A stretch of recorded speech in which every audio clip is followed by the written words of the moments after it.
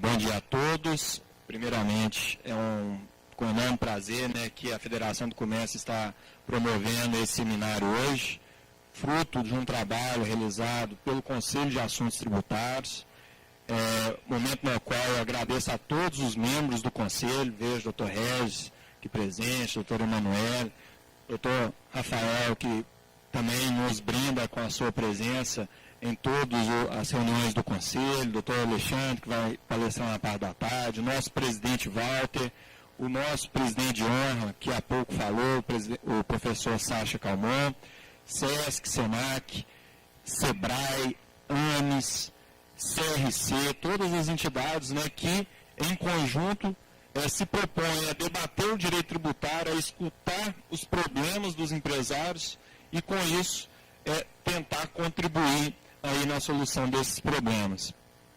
Hoje nós estamos aqui para falar um pouco sobre o atendimento da Receita Federal para os contribuintes e o professor Rafael Fratari vai falar um pouco aí sobre os problemas vivenciados aí dos contribuintes, principalmente no que diz respeito à recente norma, do professor, a Lei 13.606, no seu artigo 25.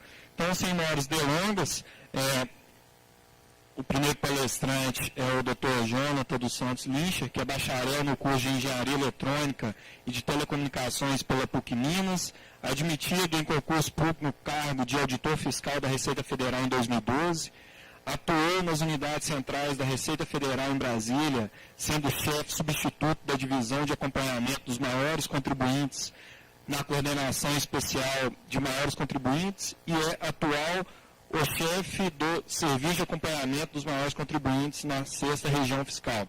E fazendo um adendo também, dando um bom dia a todos que estão nos assistindo pelo Facebook, o primeiro seminário de Direito Tributário da entidade, que nós estamos propiciando isso para todos, a ideia é que realmente todo o Estado de Minas Gerais tem a possibilidade de participar desses debates que nós nos propomos a colocar. Então, sem maiores delongas, passo a palavra ao Dr. Jonathan. Bom dia a todos. Em nome aí da Superintendência da Receita Federal na 6ª Região Fiscal, Estado de Minas, venho agradecer aí o convite da FEComércio para participar desse seminário de Direito Tributário. Da minha parte, é com grande satisfação que eu venho aqui apresentar a fiscalização e o atendimento aí da Receita Federal. Agradeço também aí, e cumprimentando os colegas de mesa, doutor Marcelo Moraes aí por todas as considerações, principalmente aí por conseguir nos alocar aí no melhor horário, porque coincidentemente hoje é a posse aí do novo superintendente da Receita Federal e também do delegado da Receita Federal à tarde.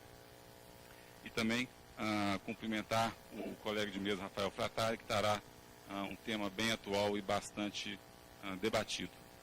Vou ficar em pé também, porque eu farei a apresentação.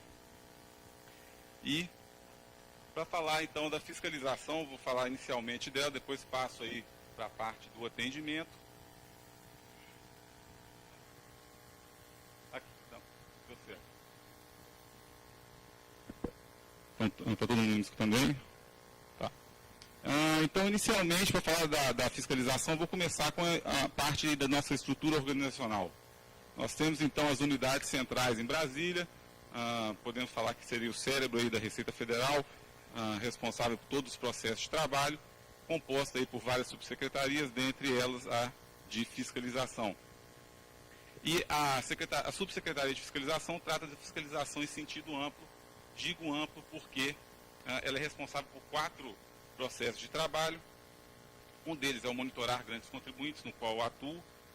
O outro o segundo, de seleção aí e pesquisa de sujeitos passivos a serem fiscalizados, a fiscalização propriamente dita, que pode ser interna, no caso aí de revisão de declarações, ou externa no caso de auditorias, e por fim, a promoção aí da conformidade tributária. Inicialmente, então, mostro que qual seria o objetivo da fiscalização em si. Muitos aí podem pensar que é apenas a lavratura de autos de infração, porém, trago aqui que são 2 objetivos, um deles pode ser esse, mas o principal é de garantir a arrecadação necessária ao Estado, ao funcionamento do Estado e combater a sonegação e demais ilícitos tributários. Nós sabemos aí que temos contribuintes que não gostariam de pagar tributos, e para isso, então, é necessária essa presença fiscal, induzindo esse contribuinte a apresentar aí a arrecadação ao Estado compatível aí com os fatos geradores eventualmente ocorridos. E, claro, para atingir esses objetivos, essas ações aí da fiscalização estão condicionadas a um tripé. Nós temos aí 3 partes. A primeira, disponibilizar melhores ferramentas tecnológicas. Atualmente, aí, até no nosso cotidiano, vivemos aí com a transferência enorme de informações na Receita Federal. Isso daí eu acho que até maior ainda. Várias declarações, a nossa gama de contribuintes é enorme. Então, para isso, a gente precisa ter as melhores ferramentas para o processamento dessas informações e atuarmos aí com eficiência. Uma segunda perna desse tripé, capacitar continuadamente o nosso corpo fiscal, nosso corpo técnico.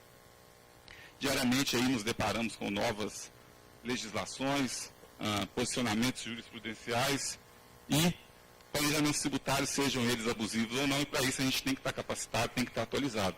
E por fim, disseminar o conhecimento aí produzido na organização. Então, ações aí feitas com excelência precisam ser disseminadas para que outros colegas também continuem aí a trabalhar com eficiência. Então, acho que sumiu. Continuando, agora mostro a vocês o nosso mapa estratégico.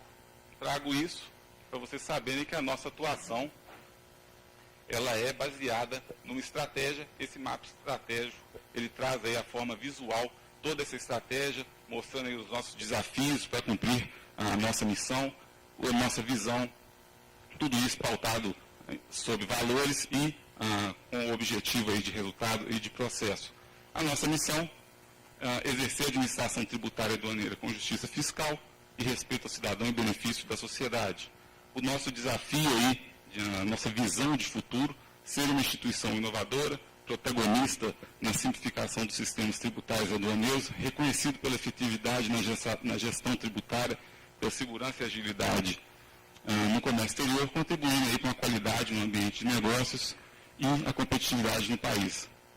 Aqui abaixo, nós temos aqui, não menos importante, são os 3 referenciais estratégicos, a nossa missão, visão e os valores que fundamentam a nossa atuação. Os valores respeito ao cidadão, integridade, lealdade com a instituição, legalidade, profissionalismo e transparência. Mas ao meio, temos aí os objetivos de resultado, temos 2, um relacionado à parte aduaneira e o outro à tributária, que com relação à fiscalização é garantir a arrecadação necessária ao Estado com eficiência e aprimoramento do sistema tributário. E, por fim, o objetivo de processo relacionado também à fiscalização, que é ampliar o combate à sonegação fiscal. Agora chegamos, então, a qual seria o modelo da administração tributária brasileira, que é basicamente em função aí do lançamento por homologação. Temos aqui um fluxograma que mostra isso. O contribuinte inicialmente apura o tributo, depois ele procede à declaração e, por fim, paga. Paga o quê? Aquele tributo que ele apurou e que ele declarou. E aí, caso não ocorra esse pagamento, nós atuamos exercendo a cobrança, cobrando o quê? O tributo que ele pagou, que ele apurou, que ele declarou e que ele não pagou. Caso isso não tenha êxito, é encaminhado para execução fiscal. Nesse slide, quero mostrar para vocês o risco aí que nós corremos, principalmente porque o contribuinte ele faz praticamente quase toda a parte inicial aí, do crédito tributário. E como que nós vamos garantir que esse crédito tributário, eventualmente apresentado, corresponda aí aos fatos geradores ocorridos, e isso aí é por conta da fiscalização, mostrando aí presença fiscal e praticamente induzindo aí o contribuinte a apresentar isso aí de forma compatível com o que ocorreu. Parte inicial já dita, vamos entrar agora mais relacionado ao processo de trabalho. Aqui nós temos os números aí da nossa quantidade de contribuintes, o nosso universo de atuação. Nós temos inicialmente pessoas jurídicas diferenciadas, por volta de 9 mil. todos eles são enquadrados nesse tipo de classificação, de acordo com alguns critérios objetivos. Todos eles estão discriminados aí na portaria 3.311 de 2017. Além deles, nós temos as pessoas jurídicas médias. Vejam que o número já aumenta consideravelmente, já são por volta de 25 mil. Depois temos as pessoas jurídicas demais, seja por lucro presumido, arbitrado ou real, 1.600.000. Por fins do simples, que são os maiores, com 3.700.000, também o MEI com 2.100.000. Passando para as pessoas físicas, nós temos aí que a nossa maior quantidade de contribuintes, são praticamente 27 milhões, sendo que desses 27 milhões nós temos 5 mil classificados como diferenciados, também aí de acordo com alguns critérios objetivos, todos eles explicitados na portaria RFB 3.312 de 2017. Agora, então, vamos entrar nos processos de trabalho. Eu havia dito que a subsecretaria de fiscalização é responsável por 4 processos de trabalho. O primeiro deles é a pesquisa e a seleção de sujeitos passivos a serem fiscalizados. É um processo de trabalho que ele prioriza a identificação de ilícitos para pessoas jurídicas de grande porte e também pessoas físicas com grande patrimônio e renda, mas, como eu disse, ela prioriza, não deixa de lado também a eventual análise aí de ilícitos praticados pelos demais contribuintes. E aqui nós temos duas características que vêm sendo melhoradas desde 2014, que é a efetividade e a transparência. A efetividade, principalmente pelo compartilhamento de regras de seleção, ou seja, para selecionar um contribuinte nós temos regras que são validadas, testadas, incluídas no sistema, e aqui nós acabamos aí com a figura um cenário, por exemplo, de delegacias que são menos estruturadas, localizadas no interior, com um corpo funcional menor, algumas regras de seleções mais superficiais, não tão profundas, enquanto que nós temos outras delegacias aí com um corpo funcional maior, mais estruturadas, e aí sim com regras de seleções bem mais consistentes. E nisso aí acabamos com esse cenário, todas as regras são compartilhadas no sistema e todos têm acesso e vão utilizar aí as melhores regras. Um outro fato, para aumentar aí a efetividade, é a regionalização, principalmente com foco na especialização. Também acabamos com um cenário no qual nós temos aquele especialista numa matéria, numa área, localizado numa delegacia, por exemplo, vamos falar de Governador Valadares, com 50 contribuintes diferenciados, nós temos lá um especialista. Com a regionalização, ele passa a ter um âmbito maior, não vai trabalhar somente esses 50 contribuintes dessa delegacia, mas sim os 704 da região inteira. E já da parte de transparência, principalmente acordos internacionais de troca de informações, o FACTA, é a utilização massiva agora, várias ações da Receita, já desde o ano passado essa troca tem sido bem intensa, agora haverá uma transparência aí nesse fluxo de informações. Por fim, resultado esperado dessa parte da seleção, temos uma expectativa de 149 bilhões de créditos lançados e abaixo nós temos um índice aí de assertividade, que representa o quanto que nós queremos que a atividade resulte, que esse sujeito que seja selecionado, ele seja fiscalizado e realmente ele tenha um ilícito. Nós temos um número aí, uma meta de que 92,5% deles tenham realmente um ilícito. É um número que nós aceitamos aí efetivamente de uma perda, é normal, mas a cada ano esse número vai diminuindo. Agora chegamos aí ao processo que eu creio que seja o mais interessante, não sei se talvez porque é o que eu trabalho, esse daqui é o acompanhamento diferenciado. Nós temos então sujeitos passivos, contribuintes com maior poder econômico e que, em função disso, eles têm uma grande influência aí na arrecadação federal. E para isso, então, nós necessitamos que eles sejam acompanhados, monitorados com a grande proximidade do fato gerador. A gente até brinca que, fazendo uma analogia com o jogo de futebol, esse daqui é a marcação cerrada, homem a homem, sem dar espaços aí para qualquer ilicitude. Mas, no caso, a gente trabalhamos muito com uma intenção, aí, uma forma de compliance muito forte. Nós buscamos aí a conformidade, principalmente dos auditores aí que são alocados nesse processo de trabalho, trabalham com informações internas e externas e promovem ações, principalmente buscando aí a conformidade, o contribuinte que ele se autorregularize antes mesmo de ter, não havendo uma necessidade de um procedimento aí fiscalizatório. E por que esse acompanhamento, esse tratamento aí diferenciado aos contribuintes aí, os maiores contribuintes? Nós temos aqui dois gráficos. O da esquerda mostra aí a quantidade dos diferenciados em relação ao total de contribuintes. Aqui vocês conseguem ver, aqui seriam os diferenciados, se fosse uma escala real, seria basicamente um pontinho.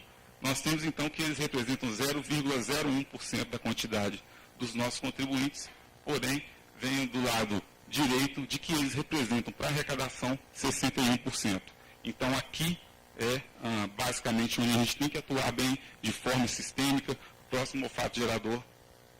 E principalmente, são 4 ações que nós promovemos, que é monitorar a arrecadação, analisar distorções potenciais e análise aí de grupos econômicos e setores econômicos.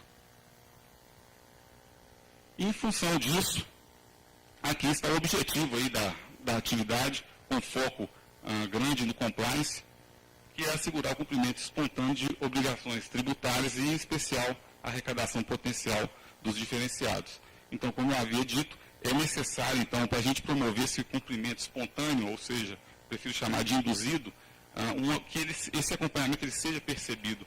Por isso, há um contato com os contribuintes diferenciados. Nós temos ferramentas aí, como, por exemplo, o EMAC, que é um e-mail institucional, no qual o contribuinte recebe mensagens eletrônicas aí na sua caixa postal, e esse contato aí, caso a gente não verifique a regularização ou a conformidade dele, pode evoluir até mesmo com a reunião de conformidade, no qual nós solicitamos a presença do contribuinte na Receita Federal e é feita uma reunião aí com o objetivo de prestar orientações para promover aí a sua regularização.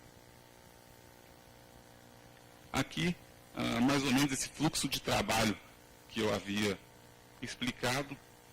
Nós temos inicialmente uma análise, no caso aqui uma análise de distorção, e aí a busca de informação interna ou externa, e aí promovendo, verificando se há algum indício ou de infração ou erro. Não havendo esse indício de infração ou erro, a nossa análise é concluída, porém, havendo esse indício, aí sim partimos para uma ação de conformidade, como eu falei, por algum contato, seja inicialmente por EMAC, ou podendo evoluir para uma reunião de conformidade. Ocorrendo essa conformidade, a análise é concluída. Não ocorrendo a conformidade, então é necessário o encaminhamento para uma área finalística da Receita, para que lá seja tratado aí de forma prioritária, seja uma fiscalização, cobrança ou análise aí, de compensações. Bom, chegamos aí ao terceiro processo de trabalho, auditoria fiscal propriamente dita. Aqui também nós vemos que não atuamos da mesma forma para todos os contribuintes. Nós temos aqui 3 modos aí de atuação. Nos grandes, principalmente o foco no planejamento tributário abusivo, a gente brinca aqui, saldo credor de caixa, passivo fictício, isso daí a gente ensina mais em curso de formação. Aqui, essencialmente, o nosso trabalho é focado em planejamento tributário abusivo. Aqui, claro, um foco nessas reorganizações societárias e também há uma preparação bem mais detalhada da auditoria. Mas claro que, agora, depois eu vou falar principalmente a Receita tem focado muito nessa parte do compliance, da regularização, que é o próximo processo de trabalho. Para os médios, temos aí o uso de informação e de auditoria externa, ou seja, pegamos as informações, o pessoal responsável pela seleção dos contribuintes sujeitos à fiscalização analisam e também ocorre uma fiscalização direcionada. Agora também nós temos aí, em função do compliance, da conformidade, fiscalizações de alta performance, principalmente para esse grupo, no qual são fiscalizações menos complexas, de maior abrangência nacional, onde o contribuinte, inicialmente, ele é contactado, é informado a ele algum erro, alguma divergência, e ele tem essa oportunidade de se regularizar. Caso isso não ocorrendo, aí sim é aberto o procedimento fiscalizatório. Para os pequenos, da mesma forma, o uso intensivo de informação e tecnologia, que no caso, muitas vezes com malhas fiscais, um caso bem típico, a gente pode falar, é o das pessoas físicas, que a gente também diz é a maior relação de transparência no mundo entre o fisco e o contribuinte. Lá, o contribuinte, quando tem alguma eventual erro ou alguma infração, ele é contactado, dando a possibilidade de se regularizar, e ocorrendo isso, não há necessidade de procedimento fiscalizatório.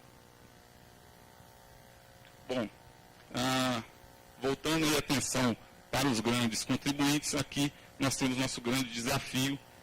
Essa imagem, eu acho que vale mais que 1000 palavras. A gente pode verificar, talvez pelo lado externo, esse planejamento e ele parecer totalmente legal. Porém, muitas vezes, quando analisamos ele com profundidade, verificamos a sua parte interna, nós verificamos que o fundamento econômico não existe. E por que o foco, então, nesse planejamento? Porque a maior parte aí das nossas quantidade de autuações está nesse campo. E aqui, uma dos nossos desafios, porque muitas vezes isso não está positivado.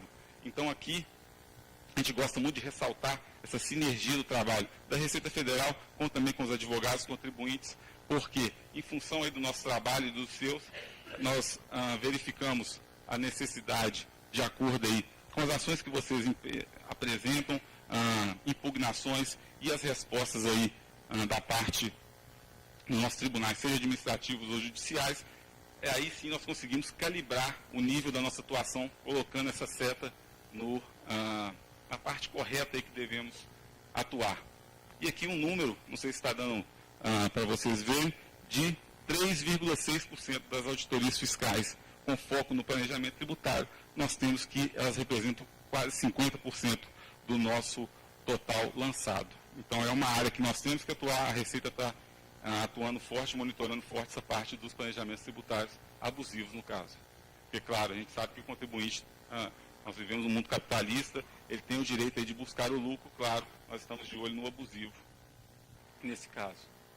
Passando um pouco aqui para as principais operações de fiscalização, no ano de 2018, essa parte aqui, a fazendária, mais uma vez o foco nos planejamentos tributários, seja a eventos de reorganização, com geração de ativos amortizáveis, no caso do ágio, fundos de investimentos em participações, direitos de margem de profissionais.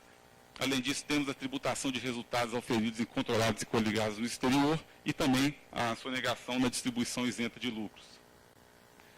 Essa da parte fazendária. Temos também a parte previdenciária, aqui tem um rol aí exemplificativo das principais operações, sonegação previdenciária por registro indevido de operação pelo Simples Nacional, aposentadorias especiais decorrentes de riscos ambientais, contribuição previdenciária incidente sobre a comercialização rural, desoneração na folha de pagamento, compensação previdenciária com utilização de créditos inexistentes e utilização indevida de GILRAT em GFIP. Além dessas operações aí específicas, nós temos também alguns setores que serão acompanhados aí para o ano de 2018. Os 3 principais setores de cigarros, principalmente com foco aí na evasão fiscal. Nós temos aí casos de sujeitos passivos que chegaram a falsificar marcas paraguaias de cigarro para comercialização dentro do Brasil. Esse aí é um foco aí que nós estamos de olho. Além disso, setor de bebidas, principalmente pela paralisação momentânea do sistema de cobrança de controle aí do setor de bebidas, do Sicob. Então, nesse caso, os contribuintes estão sendo monitorados por auditores fiscais e, caso necessário, aí sim será feita o procedimento de fiscalização. E também o papel imune. Nós temos aí a nossa Constituição dando esse benefício aí em prol aí, da educação. E, no caso, também estamos monitorando aí quem quer que seja que importe ou compre algum papel com esse tipo de benefício para fim editorial, porém, no final, utilizando ele como fins comerciais. Outras operações aí de fiscalização, falta de recolhimento do carnê-leão para os profissionais liberais, teremos também a omissão de receitas com base na nota fiscal eletrônica, omissão de receitas ou rendimentos a partir de indícios de movimentação financeira incompatível e também, no caso aí, serão bem acompanhadas distribuidoras aí de combustíveis. Chegamos então ao ponto das nossas operações especiais aí de fiscalização. Trazemos aí talvez a cereja do bolo, as pessoas gostam mais de saber de valores que a Operação Lava Jato. Estamos aí já passamos da metade aí, dessa operação. Temos a previsão de conclusão de 850 procedimentos totais, sendo que 542 já foram encerrados e com um total de 10 bilhões já lançados. Apesar aí de toda essa importância da operação, nós tivemos no ano de 2017 um total de 200 bilhões de créditos tributários lançados, e aí vocês podem ver que, por mais importante aí, e todas as ações especiais que estamos fazendo, a Operação Lava Jato representa 5% aí do total lançado aí pela Receita. Além disso, nós temos 4 núcleos aí que estão sendo fiscalizados. Temos empreiteiras, noteiras e operadoras em outras regiões fiscais, e aqui em Belo Horizonte está sendo analisado um núcleo de diretores e políticos. A importância também é ressaltar que a quantidade aqui foi massiva de informações. Nós temos aqui dados de 58 mil pessoas, sejam pessoas físicas ou jurídicas. Para isso foi criado um sistema na Receita Federal chamado Cislava, para a gente conseguir processar todas essas informações. Todos aqui são sonegadores, corruptores, não, de forma alguma, mas nós precisamos ter informações, realizar cruzamentos e, caso sejam identificados, aí sim partimos aí para uma ação. E, em função dessa investimento em tecnologia, agora esse expertise, trazendo vários resultados. Além disso, um outro programa que foi projetado dentro da Receita, o grafo de relacionamentos, no qual a gente consegue verificar eventualmente uma pessoa política, todos os relacionamentos que ela eventualmente tenha com empresas, em 1, 2, 3, 4, 5, 6 níveis, isso graficamente, e mostrando até linhas aí, direcionamento desse relacionamento, maior ou menor intensidade. Outras operações especiais, essas aqui já estão mais na parte final. Operação Ararat, um sistema financeiro paralelo no centro-oeste do Brasil. Nós já tivemos 30 procedimentos já encerrados, 34 no total, 550 milhões aproximadamente já lançados. E a Operação Zelotes, isso aí no âmbito do CARF, órgão do Ministério da Fazenda, com 149 milhões já lançados. Já estamos com a previsão de 15 procedimentos no total, sendo que 12 já foram encerrados. E para esse ano aqui de 2018, temos a expectativa de 7 arguições de nulidade de julgamentos. Já agora, na parte final da apresentação, tentei trazer algo mais expositivo possível, claro, que é a parte de atendimento. Então, a gente foca aqui em 3 partes, que principalmente site da Receita Federal, muitos dos serviços que são, muitas vezes, requisitados presencialmente, podem ser utilizados aí, sanados no nosso site. Vou te passar apenas um exemplo de como utilizar. Depois, o atendimento, seja o autoatendimento orientado ou o nosso atendimento ordinário, normal. E, por fim, 3 serviços específicos, que são o plantão fiscal, Fale Conosco e o processo de consulta.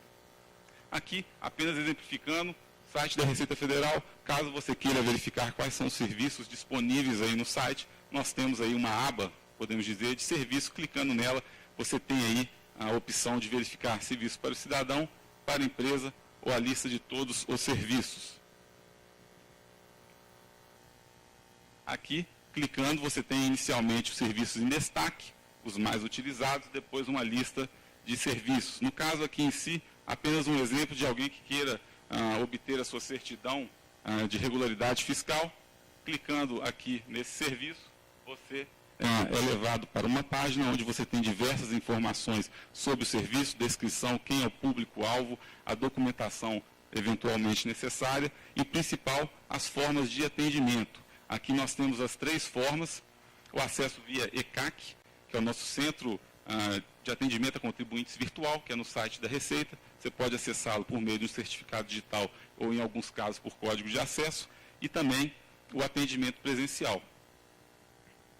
Aqui, apenas simulando o ambiente do CAC, aí você tem uma aba de certidões e situação fiscal, você clica, você recebe aí esse formulário e quase que instantaneamente. Além disso, tem outras áreas, por exemplo, cobrança e fiscalização, na qual você pode consultar aí uma intimação de PERDECOMP, o resultado de algum despacho decisório, algumas declarações demonstrativas, consultar algo sobre a dívida ativa da União.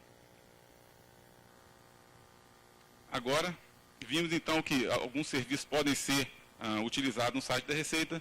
Caso isso não ocorra, você pode partir, então, para o atendimento presencial. E aqui a gente coloca uma divisão, 2 tipos de atendimento. Esse aqui é o atendimento, autoatendimento orientado. Você vai na Receita Federal, você tem uma orientação de monitores que te ajudam a navegar pelo site e obter serviços do site da Receita. Caso isso não seja possível, aí sim é necessário o atendimento presencial. No site lá mostra todos os atendimentos no qual é necessário também o agendamento. Caso isso seja necessário, é facilmente feito esse agendamento.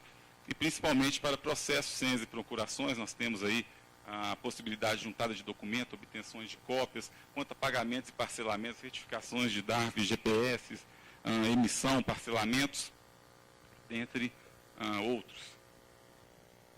E, por fim, os serviços específicos, plantão fiscal, fale conosco, processo de consulta. Nós temos aí, em algumas delegacias, colegas aí em prontidão para orientar os contribuintes quanto a dúvidas. Esse é o caso do plantão fiscal, mas nós também passamos aí por uma época de crise, a diminuição do Estado, aposentadorias. Então, eu peço aí, caso vocês verifiquem na delegacia da sua jurisdição, se é possível esse plantão fiscal, porque em alguns casos estão sendo aí limitados para pessoas autossuficientes, no caso aqui de Belo Horizonte, para MEI, pessoa física e autossuficientes. Então, com relação a isso, nós já estamos nos adaptando, principalmente para a utilização do Fale Conosco, que aí sim, pelo site da Receita, você consegue postar a sua dúvida, a sua necessidade de orientação, e em 24 horas você terá essa resposta. Estamos agora com a massiva implementação tecnológica, conseguindo aí de uma forma que uma dúvida de uma pessoa seja aí compartilhada para várias outras e bem eficiente. Podem utilizar o Fale Conosco, e em 24 horas vocês terão a resposta. Por fim, o processo de consulta, no caso aí de dúvidas sobre a interpretação da legislação, tem um rito específico. Vou mostrar aqui a instrução normativa referente a isso. Agora, só a parte mais exemplificativa, também no site da Receita Federal você tem a opção clicando em contato. Aí sim você entra no Fale Conosco para prestações aí de dúvidas, informações gerais de serviço e legislação. É aberto esse formulário, você preenche seus dados e depois coloca sua mensagem, e em 24 horas você tem a sua resposta.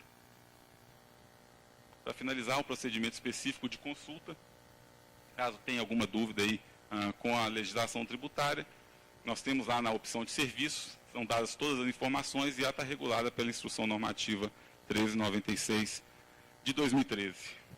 Bom, aqui eu encerro a apresentação. É algo que eu acho que eu poderia falar o dia todo, tentei ser o mais resumido possível.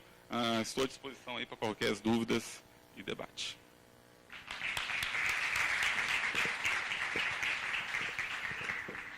Muito obrigado, doutor Jonathan, aí pelos esclarecimentos aí do atendimento ao contribuinte, alguns dados, né, que nos coloca até a reflexão, né, 92,5% de assertividade e de todas as atuações, se eu não anotei errado, 49% são referentes a planejamentos tributários, né, um tema muito complexo, né, que entendemos muito as questões que podem levar, né, às autuações, mas também solicitamos, né, às autoridades fiscalizadoras que chamem o contribuinte para que ele possa realmente explicar, levar a conhecimento ali todas as questões atinentes, porque, né, o planejamento, como muito bem dito pelo doutor, também é uma operação legal, né, claro que desde que observado aí os ditames da lei, que ele pode utilizar realmente para adaptar aí a melhor forma de recolher os tributos devidos.